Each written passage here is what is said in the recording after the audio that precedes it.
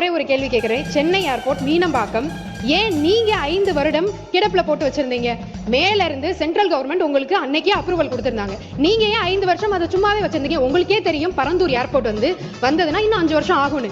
ஆனா அதை எக்ஸ்பேன்ஷன் அன்னைக்கே பண்ணியிருந்திருக்கலாம். அதுக்கான சென்ட்ரல் கவர்மெண்ட் அதுக்கான அப்ரூவலும் கொடுத்தாங்க. என்ன நோக்கத்துக்காக நீங்க இதை ஸ்டாப் பண்ணி வச்சிருந்தீங்க? உங்களோட மனசாட்சியை நீங்களே கேட்டுக்கோங்க. இந்த பரந்தூர் ஏகநாதபுரம் இந்த பகுதியில் 13 வில்லேஜ்கள் 13 வில்லேஜ்கள் எடுக்கணும் முடிவு பண்ணப்பட்டு ஒரு குழு அமைக்கப்படுது மாநில அரசாங்கத்தின் சார்பாக. அந்த குழுவில் நான் தான் இடம்பெற்றேன். நம்முடைய மாண்புமிகு சட்டமன்ற உறுப்பினர் தங்கமணி மாவட்டத்தை சேர்ந்த 53 அமைச்சர்கள் இடம்பெற்றோம். உறுப்பினர் அவர்கள் சொல்லியிருந்தாரு உயர்மட்ட குழு ஒரு கமிட்டி போட்டிருந்தோம் அப்படின்னு. ஏன் அப்போ இன்னைக்கு வர அந்த டேட்டாவை ரிலீஸே பண்ணல? ஆர்டிஐல யார் போட்டாலும் அது ரிஜெக்ட் தான் ஆகுது.